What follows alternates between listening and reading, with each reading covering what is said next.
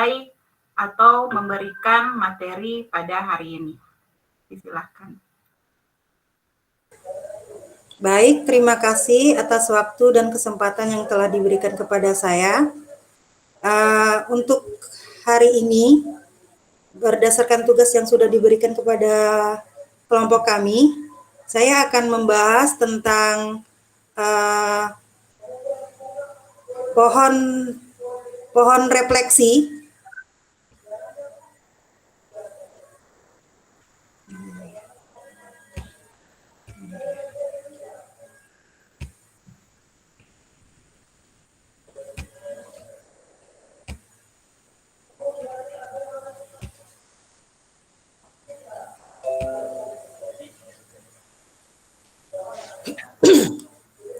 Ada terlihat Bapak Ibu? Alhamdulillah. Lihat. Kelihatan Ibu. Lihat Bu. Oke. Baik, saya akan mulai memaparkan materinya hari ini. Di sini saya akan memberikan pemaparan tentang pohon refleksi tentang pemahaman kurikulum sekolah penggerak yang telah kita lewati beberapa hari yang lalu.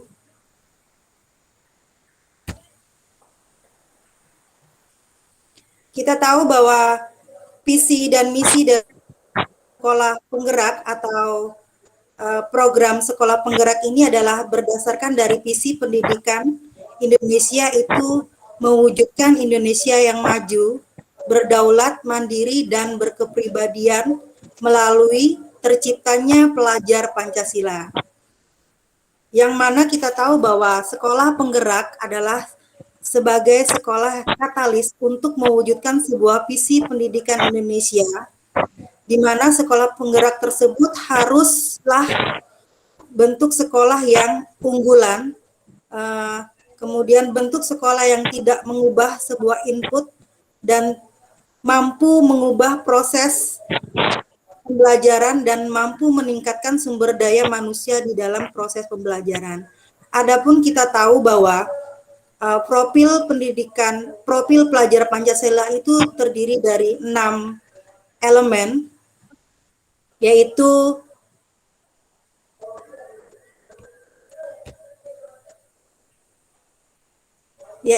bentuk yang pertama yaitu beriman dan bertakwa kepada Tuhan Yang Maha Esa dan berakhlak mulia.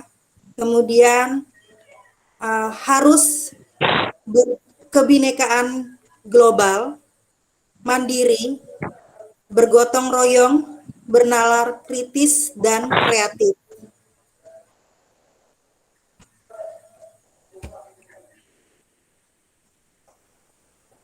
Program sekolah penggerak itu terdiri dari 5 intervensi yang saling berkaitan dan tidak bisa dipisahkan, karena sekolah penggerak itu adalah sekolah yang harus berdasarkan pada pendampingan konsultatif dan asimetris, kemudian harus memiliki penguatan dari sumber daya manusia dari dalam sekolah tersebut, kemudian harus berdasarkan pada paradigma yang baru,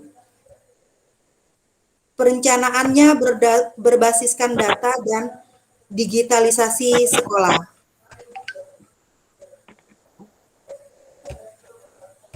Nah, dari hal tersebut, maka kita dapat melihat pohon refleksi setelah kita memahami sebuah kurikulum sekolah penggerak,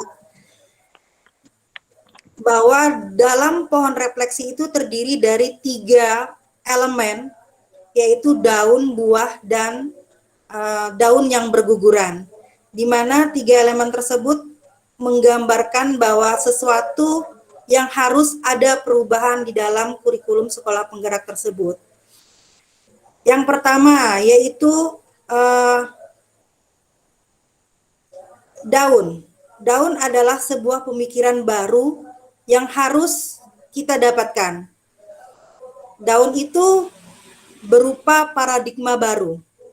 Jadi, bagaimana caranya kita memasukkan sebuah profil pelajar Pancasila dan filosofi pendidikan Ki Hajar Dewantara ke dalam bentuk kurikulum sekolah penggerak ini. Kemudian yang kedua yaitu buah. Buah itu adalah pola pikir kita. Bagaimana pola pikir kita bisa menjadikan sekolah penggerak ini berbentuk profil dan karakteristik dari profil pelajar Pancasila yang beriman, yang berakhlak, yang berbhinneka global, yang mandiri, yang bergotong royong, bernalar kritis, dan berkreatif. Sedangkan elemen yang ketiga, mengapa ada muncul daun yang berguguran? Hal ini dimaksudkan adalah untuk meninggalkan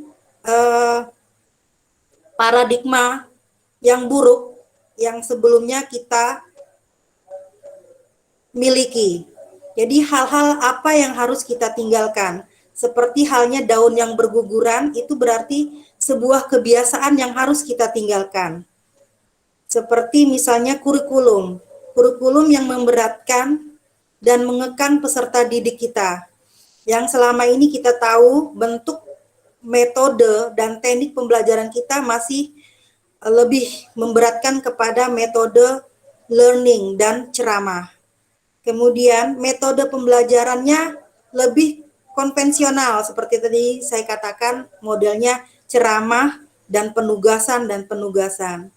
Sehingga pembelajaran yang dahulunya hanya berpusat kepada guru harus kita ubah kebiasaannya, yaitu berdasarkan bentuk yang merdeka, artinya memerdekakan pendidikan. Jadi kita memberikan keluasan berpikir kepada siswa apa yang harus mereka dapatkan.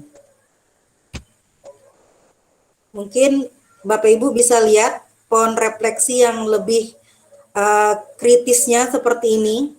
Jadi di sini hanya memunculkan pohon gersang yang hanya terdiri dari 3 elemen, dari daun, buah, dan daun kering seperti itu.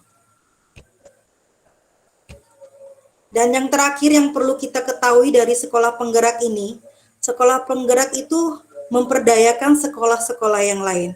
Sehingga kita harus bisa memberikan paradigma baru dari seorang guru bahwa berpihak kepada anak dan mengajar sesuai dengan tahap perkembangan siswa tersebut. Kemudian dari lingkungan seperti segenap orang tua, tokoh, serta organisasi masyarakat sehendaknya mampu menyokong sekolah dalam meningkatkan kualitas belajar siswa.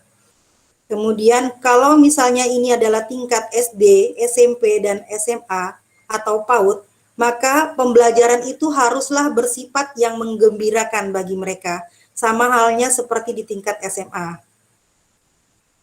Kemudian paradigma yang lebih penting adalah memahami proses pembelajaran siswa dan mampu mengembangkan kemampuan gurunya dalam mengajar. Jadi lebih berwawasan luas seperti itu. Mungkin demikian paparan dari saya. Mungkin dari Bapak Ibu ada yang mau memberikan masukan atau tanggapannya. Saya kembalikan kepada moderator. Baik, Bapak Ibu, itulah pemaparan dari fasilitator kita. Apabila ada pertanyaan ataupun saran, saya persilahkan.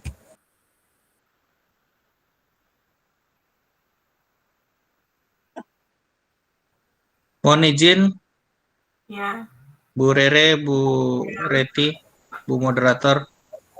Baik, Assalamualaikum warahmatullahi wabarakatuh. Waalaikumsalam. Selamat malam. Alhamdulillah, terima kasih sudah berkenan mengundang kami semua di dalam forum simulasi fasilitator IHT di kelompok pertama nih ya.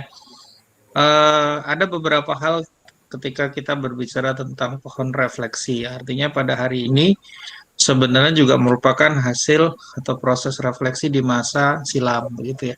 Namun kalau kita melihat masa silam, maka kita juga tidak boleh meninggalkan atau menganggap bahwa yang lalu itu sebagai sesuatu yang tidak berguna atau tidak bermanfaat ya. Karena pohon yang gersang tentunya diawali juga dengan bibit ketika dia bertumbuh kemudian menjadi pokok yang besar kemudian akhirnya menua dan akhirnya tumbang begitu ya. Namun kita harus memahami bahwa hari ini paradigma berpikir itu berkembang ya. Namun paradigma lama yang baik itu tetap hidup, tetap hadir dalam paradigma yang baru ya. Jadi kalau kita merefleksikan jangan sampai di dalam pemikiran kita punya anggapan bahwa pemikiran lama itu usang, tidak bisa dipakai lagi atau tidak cocok ya. Karena apa? Karena kalau seperti itu berarti kita meninggalkan satu proses berpikir yang dimulai dari proses berpikir sebelumnya yang kita jadikan sebagai landasan. Nah, pohon refleksi ini memberikan gambaran juga kepada kita bahwa ada sebuah proses yang harus kita lakukan di dalam proses kehidupan ya. Kita menghasilkan buah tentu tidak akan menjadi tiba-tiba simsalabim menjadi buah, tapi kita lihat prosesnya dari benih kemudian jadi pohon, dari kecambah jadi pohon kecil, kemudian akhirnya menjadi pohon besar, perlu berbunga dulu, kemudian setelah berbunga ada bantuan dari pihak lain ya, kumbang ataupun lebah dan lain-lain, kemudian barulah dia menjadi buah. Artinya di sini untuk menjadi buah yang manis, segar, dan manfaat buat banyak orang, maka kita juga tidak terlepas dari bantuan berbagai pihak ya, berbagai pihak yang dimana kita harus benar-benar memahami bahwa proses refleksi ini jangan diibaratkan bahwa kita melihat sesuatu itu sebagai bentuk yang tunggal, tapi kita melihatnya sebagai sebuah proses kemajemukan. Terima kasih Mbak Reti dan Bu Rere. Terima kasih Bapak atas masukannya. Ada lagi Bapak Ibu? Kalau belum ada, saya persilakan kepada Ibu Rere untuk menanggapi kembali apa yang disampaikan oleh Pak Rijal.